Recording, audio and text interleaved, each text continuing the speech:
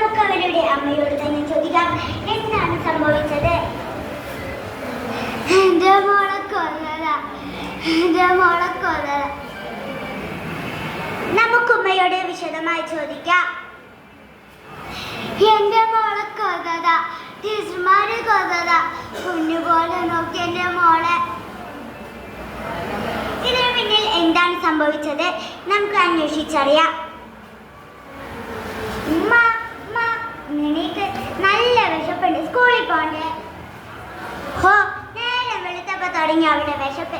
ഏത് നേരം തിന്നണം തിന്നണം തന്നെ പണ്ടാരം. ഉമ്മ, ഞാൻ കുളിച്ചു, യൂണിഫോം എവിടെ? അവിടെ എവിടെയെങ്കിലും ഉണ്ടാകും, പോയി എടുത്തോ. അപ്പച്ചി, ഇത് തിരുമ്പിയില്ലേ? ഓ, ഇവിടെ 100 കൂട്ടം പണികളുണ്ട്, അതിൻ്റെ ഇടയിൽ നിന്റെ യൂണിഫോമും തിരുമ്പ എനിക്ക് സമയമല്ല. എൻ്റെ ഫ്രണ്ട്സൊക്കെ നല്ല യൂണിഫോം ഇട്ടിട്ട് വരെ എനിക്കും വേണം. ഓ, ഒരു ദിവസം തിരുമ്പാത്തിട്ടിട്ട് പോയാൽ എന്താണ് ഉണ്ടാവുന്നതെന്ന് എനിക്ക് കാണാം. നീ ഇതിട്ടിട്ട് പോയാൽ മതി. ഓ, തിരുമ്പിലെങ്കിൽ വേണ്ട, ഇതിട്ടിട്ട് പോവാ. അമ്മൻ്റെ വായിക്കുന്ന കേൾക്കണ്ടല്ലോ. എന്നാ ഇത് തിന്നോ, വെച്ചുണ്ടാക്കാൻ സമയമില്ല. ഉമ്മ, ഇതെന്താ അവിലിങ്ങനെ തിന്ന?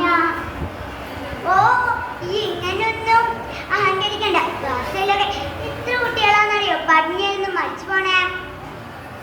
ഉമ്മ, അത് അവിടെ അല്ലേ, എൻ്റെ ഫ്രണ്ട്സൊക്കെ നല്ല ഫുഡ് എന്നിട്ട് അവരെ എനിക്കും വേണം. തട്ടിത്തരം പറയാൻ നിൽക്കുന്നോടി, ഉള്ളത് തിന്നിട്ട് പോവാൻ നോക്ക്. സ്കൂളിൽ എത്തിയ നിതയെ മുഖം ചൊളിച്ചും പരിഹസിച്ചും കൂട്ടുകാർ. ഇതാണെന്ത് നാറ്റാടി? ശരിയാ, നല്ല നാറ്റുണ്ട്. കൂട്ടുകാരുടെ പരിഹാസം സഹിക്കാൻ വയ്യാതെ Nitha. Good morning teacher. Good morning. എല്ലാവരും നല്ല സന്തോഷത്തിലാണല്ലോ. അല്ല, ഇത് എന്തിനാ കരയുന്നേ? ടീച്ചറെ, എന്നിട്ട് ആരും മിണ്ടുന്നില്ല. അതെന്താ നിങ്ങൾ നിദാനായിട്ട് മിണ്ടാത്തേ? ടീച്ചറെ, അവളെ നല്ല നാറ്റുണ്ട്. പറഞ്ഞത് ശരിയാണല്ലോ, മോളിന്ന് കുളിച്ചില്ലേ? ഞാൻ കുളിച്ചതാ, യൂണിഫോം കഴുകിയില്ല. അതെന്തേ? അത് ഉമ്മക്ക് സമയം കിട്ടിയില്ല. മോളെന്തെങ്കിലും കഴിച്ചോ? ഇല്ല, നല്ല വിശപ്പുണ്ട്. സൈലൻസ്, എല്ലാവരും വിടാതെ ഇരിക്കും, ഞങ്ങളിപ്പോ വരാം. ഓഫീസ് റൂമിൽ എത്തിയ നിതയ്ക്ക് പഴവും ബിസ്ക്കറ്റും നൽകി. മോളുടെ വാപ്പാക്ക് എന്താ ജോലി? വാപ്പ ഗൾഫിലാ. ഉമ്മാക്കോ? ഉമ്മാക്ക് ഉമ്മന്റെ ജോലിക്ക് പോവാറില്ലേ? ഉമ്മാക്ക് ഫോൺ നോക്കിയിരിക്കല ജോലി. മോൾ അതൊന്നും വിഷമിക്കണ്ട കേട്ടോ. നാളെ മുതൽ മോളുടെ ഉമ്മ മോളെ നന്നായി നോക്കും, ഞാൻ വിളിച്ചോളാം. സ്കൂൾ വിട്ട് വീട്ടിലെത്തിയ നിത.